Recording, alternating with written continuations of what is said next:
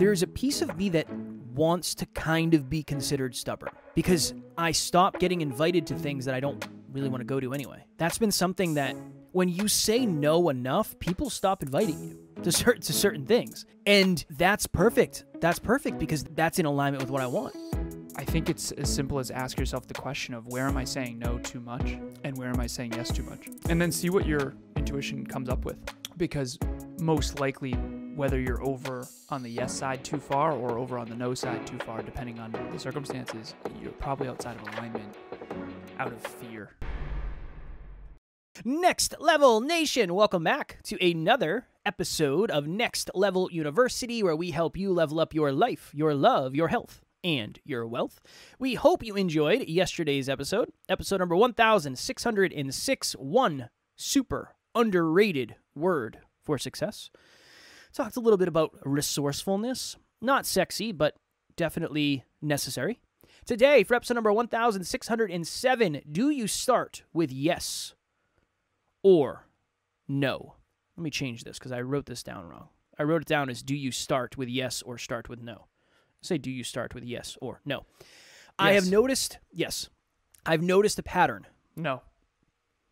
No, I have, yes. Yes on this one. Yes, I have noticed a pattern. Yes, I have noticed a pattern for myself. When I am scarce, I don't want to say overwhelmed necessarily, but when I'm scarce when it comes to time or energy or focus, I have a bad habit of starting with no. All I mean by that is I'll either finish work for the day or I'll be in between calls and I'll go out and I'll see Taryn and she'll say something along the lines of, hey, can you do blank? Hey, can we do this? Hey, can we, whatever it is. It's just an ask. It's a question of some sort. And usually without even thinking about it, my natural tendency is to start with no. Whether that's because I'm just spread thin and I just do not have the resources to have the conversation, or I just can't imagine doing the thing that she's asking. I just realized over however long, the last few months, I think I caught it a couple months ago and I've been trying to work on it more and more, but I realized how bad of a habit that is. I mean, that's a really good way for your partner not to feel seen, not to feel heard, not to feel appreciated, not to feel understood. So I thought we could start this episode with that story, but I also want to tie in the other piece of things where one of the reasons I do feel as scarce as I do with time very often is because when it comes to the business side of things, I almost only say yes. So just as an example, a client asked me something recently. They said, hey, have you ever set up email sequences where when somebody buys the course, it'll send them an email and it'll be like this whole thing? And I said, no, I've never done that. And they said, do you think you can? And I said, yeah, I can figure it out. And then I proceeded to spend like 5 hours on Saturday trying to figure that out. And I figured it out, and she was over the moon happy about it, and it was good. It was a really good opportunity to learn something new. But one of the reasons that we're having the level of quote-unquote success that we're having is because we tend to say yes and then figure it out. But there's also that fine line of I don't want to disappoint people, I don't want to let people down, so I'm trying to make sure the yes I say is an aligned yes. And I'm also trying to make sure the no's that I say are well thought out and not knee-jerk reactions. Not just I'm overwhelmed in the moment. No, I'm not even going to think about what you're asking me. A better representation or a better communication might be, right now I'm super scarce, so let me think more on that. But I think it would be better if I had more resources at hand and maybe I just wasn't as spread thin. Let me take some time to really think about what you said, and then I can answer you more appropriately, more accordingly. So a couple different directions for this episode, but which one are you? Do you start with yes, or do you start with no, not just in your relationships, intimate relationships, family, friends, but also in your opportunities as a dream chaser? I've met some dream chasers who say no very, very often, and they're not giving themselves the opportunity to build as much momentum as they could. But I've also met people who say yes too often, and they spread themselves too thin, and they're not opening themselves up to other opportunities of yes that would be more aligned. So what do you want? I just think, isn't that the way of it? It's always I think it is. Yeah, too much or too little. It's always that. It's always the... there was 5 to another 5. episode I was thinking about that is quite literally the same concept. It's just different specifics, I guess, where it's... And I don't remember what it was. I'm sure it'll come back to me and we'll do an episode on it. But it was, yeah, you're either on this end or on this end. How do we move you closer to the middle? That really is pretty much every episode in a nutshell. Every episode comes down to that. So I was telling Kev before we recorded that there is a insane productivity course that I took a while back. Best course I've ever taken in my entire life. And in that, it says the master skill of success is saying no. But here's the thing. For someone who already is fearful, doesn't believe in themselves, and is scarce, and doesn't jump to yes, then that's the worst advice ever. What about someone who already says no? It's like, hey, do you want to give that job a shot? No. Hey, do you want to try that interview? No. Do you want to submit your resume and cover letter? No. That's not good advice at all. No. For someone who's at the tail end of their career, who has built their career on tons of opportunity, say yes, say yes, say yes. If you've ever seen the movie Yes Man, you know what I'm talking about. And the premise of the movie is say yes to life, say yes. Now, in the beginning, it's awesome. He's doing a bunch of cool stuff. He's meeting new people. He's hammering Red Bulls. There's a really funny scene of Red Bull. He's just off to the races. But by the end, he's basically in the fetal position, all hung over, just realizing that he cannot sustain this. So the truth of the matter, as always, saying no was good advice for me because I was the person who said yes to everything and everyone. Back in college, I talk about how I was everything for everyone. I was, yes, I'll do that. Yes, I'll go to that party. Yes, I'll do this. Yes, I'll go to that barbecue. Yes, I'll be there. Yes. I was the yes person. And I had tons of friends, too many to sustain. It was absolutely brutal. And then I went the other way, and I just said no to everything. If it's not fitness, bodybuilding, I'm just done. Nope. And for a long time, I avoided any get-togethers just because I was afraid I was going to end up drinking again when I was trying to quit drinking. Here's my point, though. Anyone out there right now, listening or watching this, you either say yes too often or yes too little. You either say no too often or no too little. The advice that I give to my clients, it's always so unique to them. It's always that. I have someone I was just on a coaching call with earlier today who is the most resourceful with her funds that I've ever seen of anyone. She is an investor to a fault. She invests every dime, every dollar, every day, every minute into something that builds. And she very, very rarely consumes anything. Giving her advice of you need to say no to more spending is not the right advice. You need to get your nails done. You need to buy that jacket that's $50 that you don't think you're deserving of. That's good advice for her. But someone who's already saying yes and buying things they don't need and shopping too much and saying yes, that's the worst advice ever. Go shop more? Someone who already shops all the time doesn't need to be told to shop more. And so at the end of the day, are you on the end of, this is what I believe. If you have really high self-belief and you're really optimistic about the future, you do say yes too much. I'm on that end. I say yes too much, for sure. If you are overly pessimistic and you don't think a lot's going to work out and you're overly scarce and you're overwhelmed and you're fearful and you don't have a lot of self-belief, most likely you say no too often. And again, this depends on the circumstance. Maybe you say yes to, trips, but no to career opportunities. So it depends on the facet. But everyone, let's self-assess. Where are you at? Are you saying yes too much and too often, or are you saying no too much and too often? Are you jumping right to no because you're overly scarce? Are you jumping right to yes? And the way that, the last thing I'll share is when Kevin and I had a big month, we would start saying yes to everything. We were overly abundant. Just, yeah, let's do it. Yeah, let's do the new thumbnails. Yeah, but it's too much. And then, obviously, after that, eventually, that levels out. And it's like, whoa. We got to pump the brakes with all this yes. Too much expansion. It's too quick. We need to dial it back. I'm overwhelmed. We can't keep doing all this new stuff. And so you'll notice, Kev, whenever I get comfortable, we talked about this in the last episode, I'll suddenly get uncomfortable with the comfort, and then I'll immediately try to up the ante and start doing all these new things. So I got to be careful with myself, and Kevin does as well, because luckily we have each other, where I tend to say yes too much and too often, too quickly, aim too high, too big, and you tend to be a recluse. So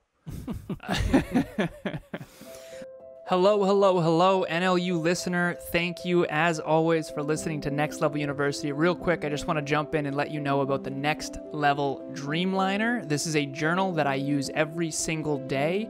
Achieve your dreams 90 days at a time. It breaks down your dreams into goals, milestones, and daily habits.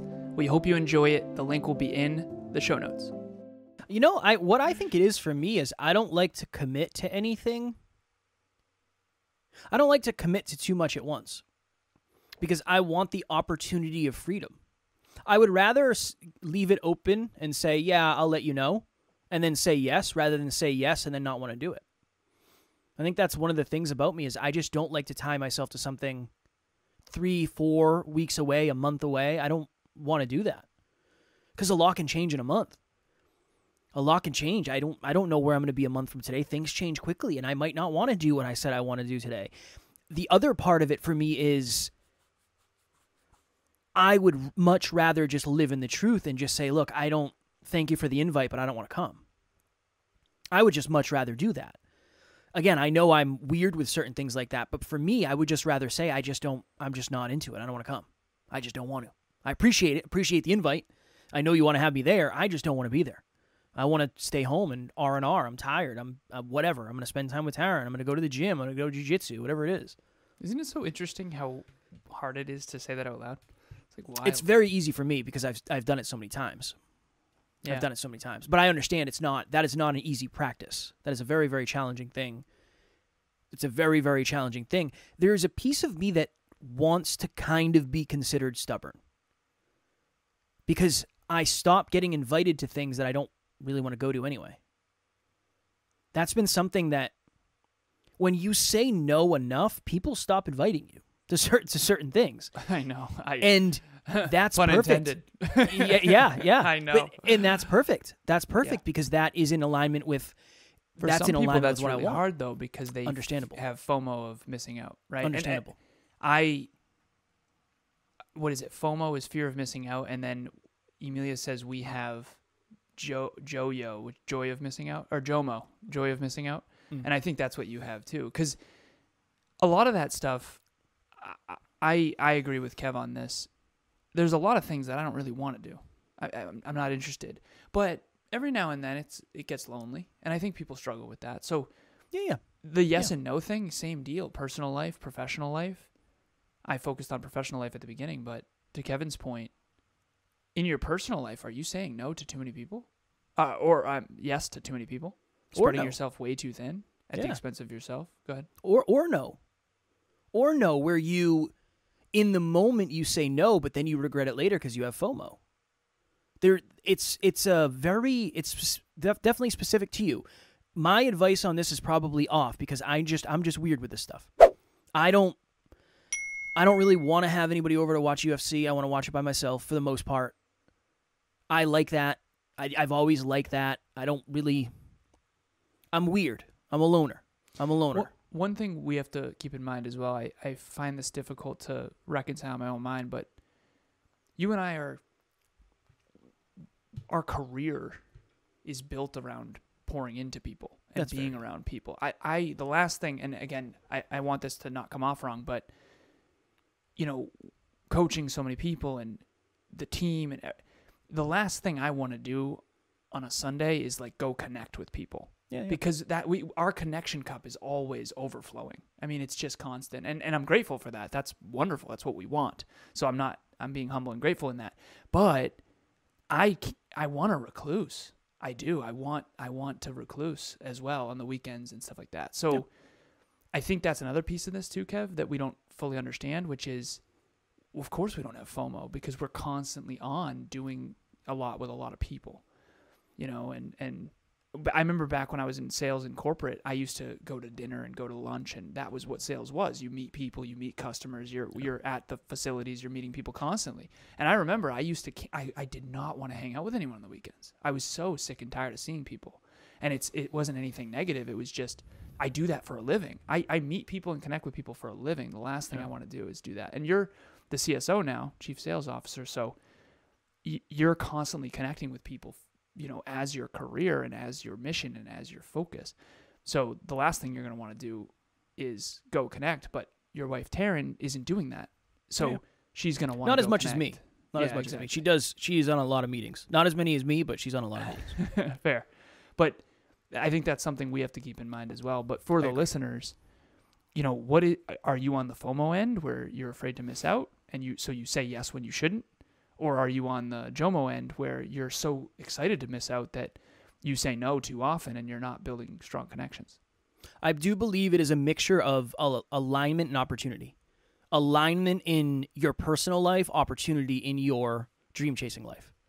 That would be my next level nugget. Alan, you have a call in 3 minutes, just FYI. What's your next level nugget? Ow, my shoulder just popped. My next level nugget is, I think it's as simple as ask yourself the question of where am I saying no too much and where am I saying yes too much? And then see what your intuition comes up with. Because most likely, whether you're over on the yes side too far or over on the no side too far, depending on the circumstances, you're probably outside of alignment out of fear. Yeah. Check the patterns. I know you used to do this a lot. I'm sure you still do it, but we used to talk about it a lot more where you would do experience reviews with Emilia after you guys would do something. You'd say, is that something that I do again, or did it fill my cup? Did it drain my cup? That's something Taryn and I have done. If you find yourself saying, honestly, I probably wouldn't have done that again, okay, maybe we dial up the no. If you say, wow, I would definitely do that more, I wish I did, maybe we dial up the yes. I think that's a really good perspective to have. Next Level Live is March 23rd, 2024 in Groton, Mass. Tickets are selling fast. We have in-person as well as virtual. And if you have not yet joined Next Level Nation, please do. It is our private Facebook group that is a wonderful opportunity. It's a wonderful community, a great place for you to connect with like-minded individuals. Tomorrow, for episode number 1608, why are people villainizing you? We have seen this time and time again where certain people, regardless of what they're trying to do in the world, whether it's, usually it's really, really good stuff, unfortunately they get villainized. And I know whether you're watching or listening, you're trying to do really amazing stuff in the world. So maybe you, unfortunately, have experienced this. So we are going to talk about that tomorrow. As always, we love you. We appreciate you. Grateful for each and every one of you. And at NLU, we do not have fans. We have family. We will talk to you all tomorrow. Dial in your yeses and nos. Next Level Nation.